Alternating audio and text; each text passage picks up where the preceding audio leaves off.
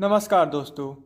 क्या आपने कभी सोचा है कि अगर कोई इंसान सिर्फ बोलता ही रहे और किसी की बात ही ना सुने तो उसकी ज़िंदगी में क्या होगा। आज की कहानी है एक ऐसे लड़के की जिसे बोलना बहुत आता था लेकिन सुनना नहीं।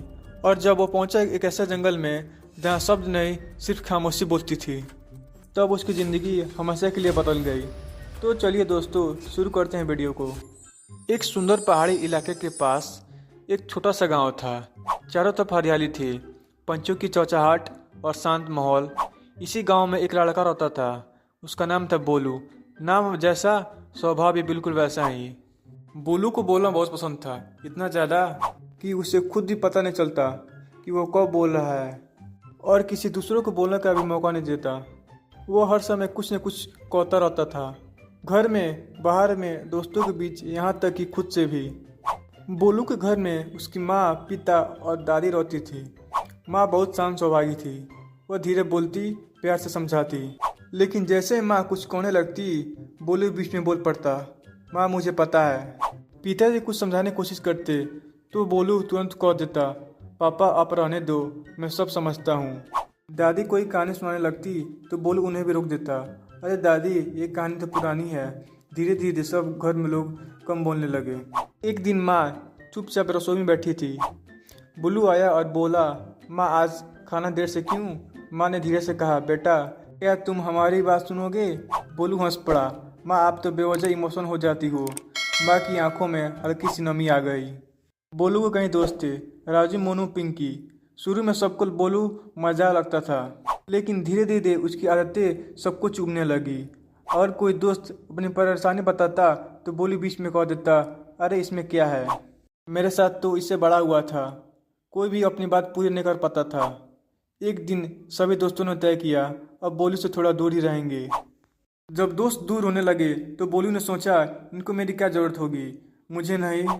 उसे लगता था जो ज़्यादा बोलता है वही समझदार होता है। उसे ज़रा भी एहसास नहीं था कि वो अकेला होता जा रहा है। अब आइए दोस्तों खामोश जंगल की कहानी को जानते हैं। गांव के बाहर एक घना और रहस्यमय जंगल था। लोग उसे कहते थे खामोश जंगल। कहा जाता था जो इंसान वहां जाता है उसे अपनी असली आवाज़ सुनाई देती है। कोई कहता वह आत्मा बोलती है, कोई कहता वह इंसान खुद को पहचानता है। बोलू ने यह सुना तो जोर से हंसा, जंगल और सिखाएगा सब बेकार बातें हैं। जंगल जाने का फैसला बोलू ने तय किया। मैं उस जंगल में जाऊंगा और सबको साबित करूंगा कि यह सब झूठ है। अगली सुबह वह अकेला निकल पड़ा। रास्ते भर वह बोलता रहा, पेड़ों से, पत्थरों से, हवा से, लेकिन जंगल में कोई जवाब नहीं आया। जैसे जैसे बोलू अंदर आया जंगल और शांत होता गया। न पंछियों की आवाज़, न पत्तों की सरसराहट, बस गहरी खामोशी। बोलू को डर लगने लगा। उसने जोर से चिल्लाया, कोई है क्या? लेकिन उसकी आवाज़ उसी कानों में लौट आई। अचानक एक बूढ़ा आदमी सामने आया। दाढ़ी लंबी थी, गहरी आंखें, लेकिन पूरी तरह शांत। बोलू तुरंत बोल पड़ा, अब कौन है? यह जंगल क्या है? बूढ़ा आदमी कुछ नहीं बोला, बस इशारों से उसे बैठने को कहा। बोलू ने बहुत कोशिश की, बूढ़ा कुछ बोले, लेकिन जब कोई जवाब नहीं मिला तो वह थक गया। वह पहली बार चुप बैठा। उसने अपने दिल की धड़कन सुनाई दी। हवा की हल्की आवाज़ समझ आने लगी। खामोशी में बोलू की अपनी सारी गलतियाँ याद आने लगी।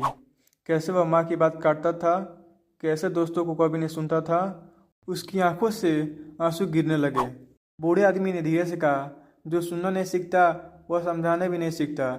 इतना कहकर वह हवा में घुल गया। बोलू चुपचाप जंगल से बाहर आया। अब वह बदला हुआ था। उसकी आंखों में घमंड नहीं, समझदारी थी। घर पहुंचकर बोलू ने माँ की बात पूरी सुनी, पिता की सलाह ध्यान से मानी, दादी की कहानी शांति से सुनी। सब हैरान थे। दोस्तों ने कहा, अब तुम बदल गए हो। बोलू मुस्कुराया और बोला, अब मैं पहले सुनता हूँ फिर बोलता हूँ। तो दोस्तों अगर आपको यह कहानी पसंद आई हो तो वीडियो को लाइक, चैनल को सब्सक्राइब करें और इस कहानी को अपने दोस्तों के साथ ज़रूर शेयर करें। मिलते हैं अगली मज़ेदार कहानी के साथ। धन्यवाद।